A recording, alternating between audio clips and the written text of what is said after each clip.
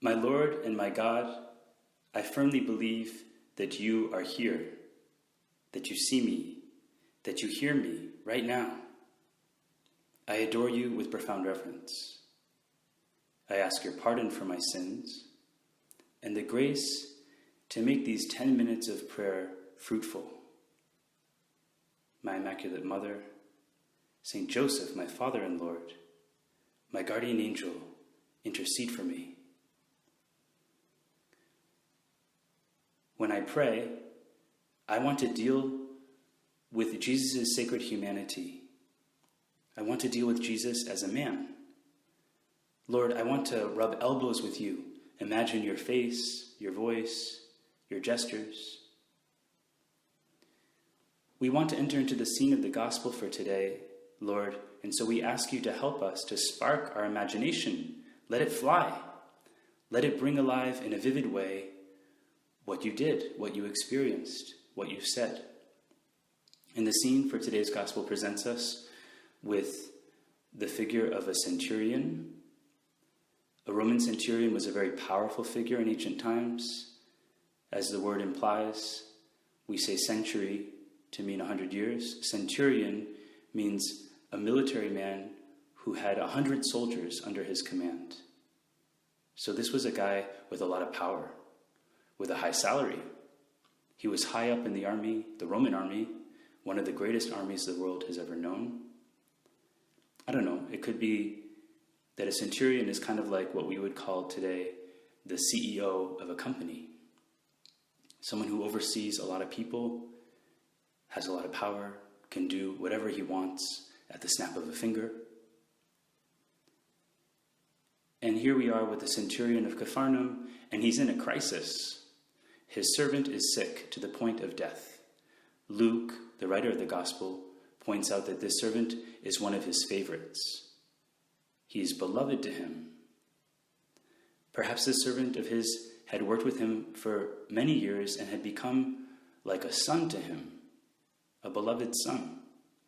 And so the fact that he is sick to the point of death is a huge matter for the centurion.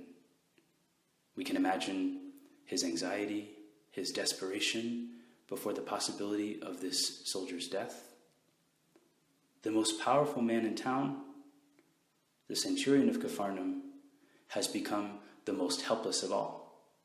And he knows it. He's watching this son of his, this beloved servant, die before his eyes, and he is completely helpless. He can't snap his finger and fix it like he normally does. The most powerful man has become the most helpless. That's the context for the gospel, which we read. Having heard about Jesus, the centurion sent some Jewish elders to him to ask him to come and heal his servant.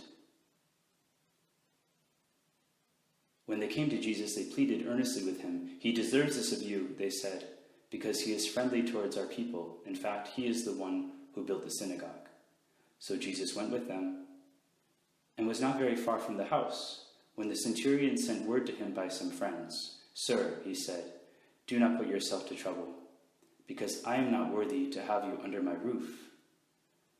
And for this same reason, I did not presume to come to you myself.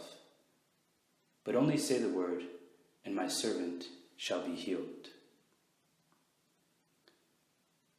Lord, although this centurion is in the same town as you at the same moment, Capharnaum, he doesn't feel worthy to go to you. He says, I did not presume to come to you myself. He sends other people on his part. First the Jewish leaders, and then other friends of his, perhaps his fellow soldiers. Lord, although the centurion was physically distant from you, he stayed away, he stayed in his house. Spiritually, his heart was very close to you, perhaps the closest of all. He's not there with Jesus by his side, but he has united himself to the Lord. And from the very beginning, we see two key dispositions in the centurion. First, his humility. He says, I am not worthy. He knows his own weakness and accepts it. And that leads him to a second disposition, trust. He says, just say the word. He recognizes God's power and embraces it. So first, humility. He knows his own weakness and accepts it. And then trust. He recognizes God's power and embraces it. Humble trust, Lord. How well this centurion lived the virtue of trust.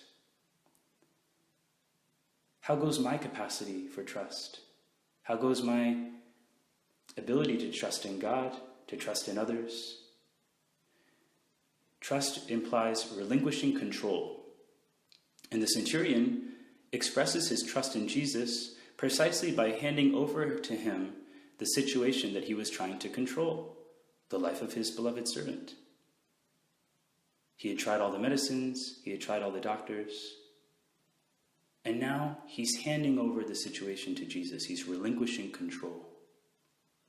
Well, how goes my capacity to trust?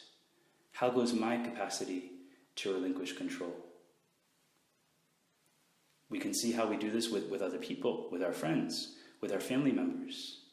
Trusting another person is a sign of our respecting their freedom. I still remember, this was a while back, the first time that my dad entrusted me with the family van. I'm from a large family, and we had, growing up, a very big vehicle. We called it the Green Monster. It had 12 seats, and it was hard to drive. The steering wheel of that van felt like the helm of a ship. It was huge. Well, when I got old enough to be able to drive, once I showed a minimum capacity to drive a normal car, my dad gave me the keys to the Green Monster and said, get to work. Start driving. Well, I thought maybe he would want to drive beside me, monitor my performance for a couple weeks, see how I did. But no, he was willing to let go, to relinquish control of this important vehicle. It was our family's key to getting around, and leave it to a pimply teenager like me. And what was the result of this trust that he placed in me? A car crash. No, I'm just kidding. That's a joke.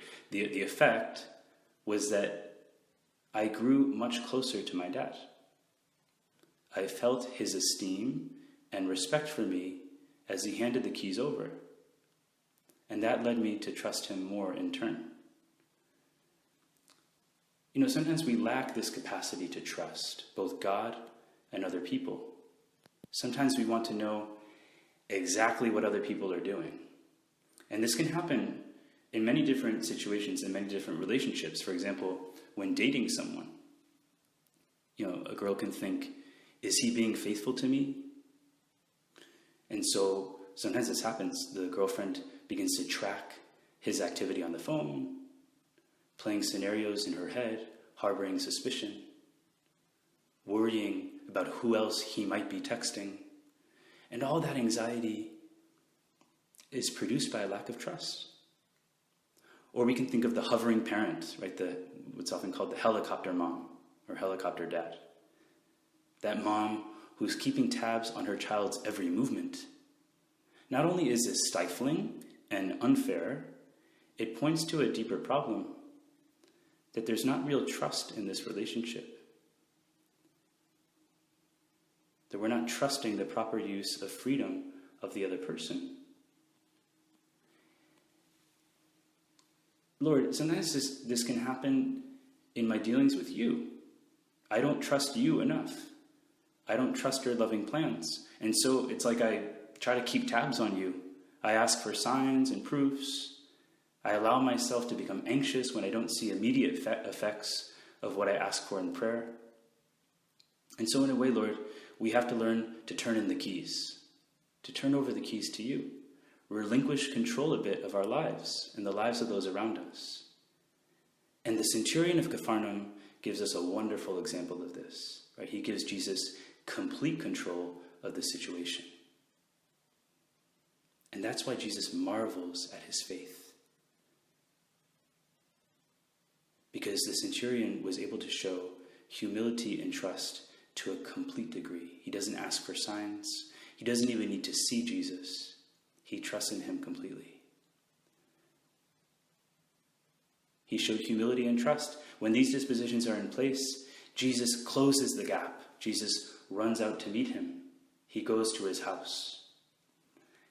Jesus will do the same with each one of us if we show a minimum of humble trust in him. We ask you for this gift, Lord. We ask you that you help us to have the same humble trust that the centurion did. I thank you, my God, for the good resolutions, affections, and inspirations that you have communicated to me in this time of prayer. I ask your help in putting them into effect. My Immaculate Mother, Saint Joseph, my Father and Lord, my guardian angel, intercede for me.